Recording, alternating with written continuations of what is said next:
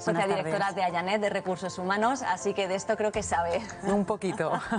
¿Verdad que sí? Y estábamos comentando, ustedes tienen a 50 trabajadores, 8 de ellos en el mismo departamento de Recursos Humanos, y sí que hay necesidad por parte de las empresas de que haya un marco regulador, ¿no?, de esta ley de teletrabajo. Sí, nosotros, yo te puedo hablar por parte de nuestra empresa, que evidentemente la tenemos, y por parte de clientes con los que trabajamos y vemos esta necesidad, ¿no? Porque la mayoría de las empresas ha hecho lo que ha podido durante estos meses, unas mejor preparadas que otras, evidentemente, pero cuando se tengan estas medidas sabremos a qué atenernos y si lo estamos haciendo bien o no lo estamos haciendo del todo bien. ¿Las empresas realmente se han preparado para el teletrabajo en este tiempo, en estos meses, desde marzo? Algunas sí y otras no tanto, pero yo creo que se ha avanzado muchísimo. Es decir, si antes estas medidas las implantaban las empresas que realmente, bueno, pues eran proclives a la conciliación, ahora se han hecho por, bueno, pues por tema de salud. Sin embargo, esto está suponiendo un cambio de modelo organizativo, porque sí que ha sido un cambio de chip, ¿no? Sí, sí, precisamente de eso le iba a preguntar, ¿no? No sé si esto se ha convertido de la obligación casi impuesta por la situación sanitaria a realmente cambiar el modelo, pero también la mentalidad en todos, ¿no? Desde el empresario al trabajador. Claro, esto yo digo que por parte de las empresas es un tema de confianza y por parte del empleado es un tema de responsabilidad. Entonces ahí está el cambio de chip y yo creo que esta situación ha ayudado a que eso se ponga encima de la mesa y se vea que no va tan mal. Hay confianza en España porque no estamos en un modelo muy basado en el presentismo, en el calentar la silla, incluso a veces frente a trabajar por objetivos. Sí, lo estamos, pero básicamente porque las empresas no trabajan por objetivos, como tú dices. La mayoría de las empresas van sobre la marcha, ¿no? O tienen algo que conseguir y no planifican ese algo que conseguir. Claro, las empresas que ya trabajamos o trabajan por objetivos miden eso de una manera más fácil, entonces se puede medir la productividad. ¿Se puede medir? Claro, se puede medir, pero porque hay sistemas hoy en día informáticos que te permiten medirlo. Claro, si tú no trabajas con este modelo, entonces es cuando empiezas a desconfiar. Si la gente cumple sus resultados, tú confías. Claro, pero también puede haber otra cuestión, es que uno cumpla resultados a base de trabajar todo el día y además en el teletrabajo eso es más difícil de controlar. La jornada laboral es uno de los puntos también clave que se quiere recoger en esta ley del teletrabajo. Está ese concepto de jornada líquida, ¿no? De nunca acabas, ¿no? Nunca acaba de dejar uno el teléfono. Sí, ni por horas ni por conexión, ¿no? Muchas veces. Claro, esto es un problema. De hecho, yo leía una encuesta el otro día, decía que antes de la pandemia tú le preguntabas a cualquier trabajador que el 40% trabajaba más de las 40 horas semanales. En la pandemia han hecho esta misma encuesta y el 90% decía que trabajaba más de 40 horas semanales. Esto es un problema que hay que resolver, evidentemente. Claro, estábamos hablando de la flexibilidad horaria, que es otro de los puntos que sí que va a ser clave en el teletrabajo, ¿no? Porque parece ser que no va a poder ser imponer la jornada tal cual, y más con la situación que hay de vuelta al cole, de los niños con padres, ¿no?, que van a tener, algunos de ellos al menos, que cuidar al menor si se tiene que poner en cuarentena. Claro, claro. Esto será más sencillo, depende del sector en el que uno trabaje. Yo te pongo nuestro ejemplo, que es sector servicios y damos servicio al cliente. A mí particularmente me da igual cuando una consultora haga un proceso de selección o haga entrevistas a un candidato, ¿no? Me da igual que sea a las 7 de la mañana que a las 9, siempre y cuando la persona pueda hacerlo. Entonces, el horario y la flexibilidad aquí va a depender mucho de los segmentos y de los sectores en los que se trabaje, pero yo te diría que es factible. Todo es pensarlo y darle vueltas al modelo organizativo. Desde luego también está el otro punto, que es con qué medios trabaja uno y quién paga qué, que eso también se está hablando, pero vamos a ver por qué nos hemos querido preguntar cuáles serían las herramientas y las situaciones ideales para tener que trabajar en casa. Mi jornada laboral empieza tal que así. Lo primero que hacemos es, desde las 8 de la mañana que empieza mi jornada, es empezar el sistema de fichaje, y a las 5:30 de la tarde, cuando termino de trabajar, la salida. Puedo hacerlo desde el ordenador o desde el móvil. Yo soy consultora de recursos humanos, trabajo en una empresa que nos dedicamos a realizar, entre otras cosas, sobre todo procesos de selección de personal, y bueno, pues una de mis funciones es la de entrevistar a candidatos para procesos de selección. Las entrevistas antes las hacíamos de manera presencial. Cuando ocurrió la crisis pasamos todo a modalidad online. Por eso, aunque estemos en casa, tenemos que mantener una imagen, tanto de cara a los candidatos como de cara a los clientes.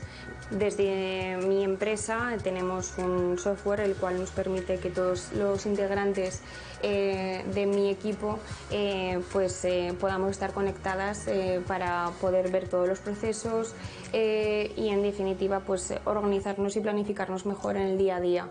Desde mi organización nos han facilitado desde, bueno, lógicamente el ordenador, pero bueno, pues mi directora fue la primera que nos decía coger las mesas, sillas, teclados, pantallas para que a nivel ergonómico pues pudiéramos estar muchísimo mejor en casa, más cómodas y estas horas laborales pues sentirte como en la oficina.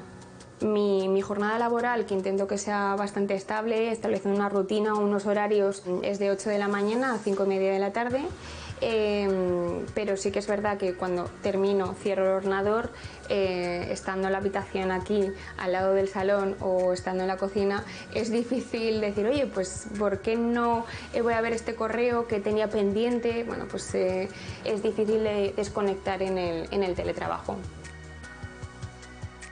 Estábamos escuchando a Beatriz, ella es una de las empleadas de su empresa, pero claro, ustedes ya partían con cierta ventaja, ya lo habían implantado incluso antes, pero ustedes creen en el modelo. Claro, sí, es lo que tú dices, es un modelo que ya habíamos implantado, pero por mentalidad, no por obligación ni nada más. Entonces, nosotros hasta antes de la pandemia, cualquier empleado podía teletrabajar desde casa. Imagínate que tienes médico a las 9:30 y dices, oye, pues me conecto desde casa y luego voy otra vez a trabajar allí porque me viene mejor.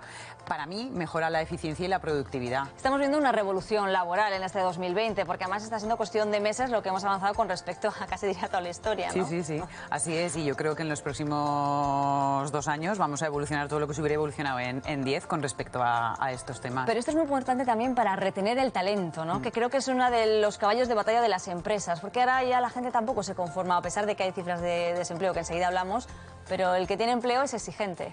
Para retener y para captar, si queremos captar de fuera. Hay para mí 3 cosas que son la flexibilidad horaria, el poder teletrabajar y medidas de conciliación, que es lo que se llama flexi-working, ¿no? Ajá. Entonces, si no tienes estas 3 medidas como empresa, te vas a quedar atrás. Entonces, tenemos que estar muy atentos a estas medidas.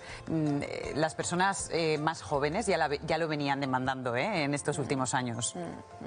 Vamos a hablar de las cifras del paro. Hemos conocido el dato del mes de agosto, son unas 1.100 personas más en desempleo en Aragón, en total 76.000 si me quiere salir la cifra. Y en España estamos hablando de casi 30.000 personas, pero estamos rozando casi los 4 millones de parados. Estamos otra vez en una situación crítica, ¿no?, desde el punto de vista del empleo. ¿Qué claves daría usted? Formación y hay que reorientar ciertas posiciones. Nosotros que nos dedicamos al reclutamiento y la selección de perfiles especializados, técnicos, informáticos, no tenemos gente para reclutar, por ejemplo. O sea, las organizaciones necesitan. Claro, nos demandan ciertos perfiles que en el mercado no están. Entonces, es curioso, ¿no? Esa cifra de paro con realmente las necesidades que tenemos las organizaciones de determinados perfiles. Estoy pensando que quizás la gente tiene miedo a reinventarse, a meterse en algo que igual creen que no van a ser capaces. Sí, hace poco lo hablaba con una persona que venía de hostelería y decía, y era una persona joven, tenía 30 años, decía, hombre, yo sé que hay una parte de marketing digital que además me gusta, que podría hacer, pero ¿cómo me voy a poner con todas las herramientas nuevas que salen, con toda la gente joven que viene detrás, ¿no? Pues no es tan difícil. Y luego hay que invertir también en educación, hay que podérselo pagar, que también es otra circunstancia. O las empresas también pueden invertir en esto, es decir, si ves a una persona que tiene competencias y cualidades o valores que se adaptan a tu compañía, ¿por qué no vamos a formar en esa parte técnica que la persona no tiene? Tiene otras habilidades y otras competencias que a ti te han gustado como persona, ¿no? Y que pueden encajar en tu compañía. Yo siempre digo esto, ostras, la parte técnica es mucho más fácil de enseñar que el que yo encaje en tu compañía como persona, como equipo y demás, ¿no? Entonces yo creo que es una parte tanto de la persona que no tiene trabajo o está en desempleo, pero también de las empresas. Podemos hacer muchas cosas por mejorar esto.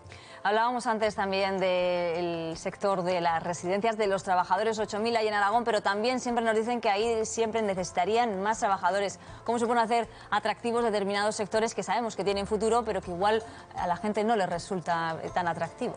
Primero cambiando un poco la imagen que se tiene, ¿no?, de determinadas posiciones que hay en el sector residencial. Esto es como cuando antaño, que yo creo que ahora ha cambiado, el comercial se veía también como un puesto despectivo, ¿no? Pues yo creo que pasa lo mismo con ciertas posiciones en residencia.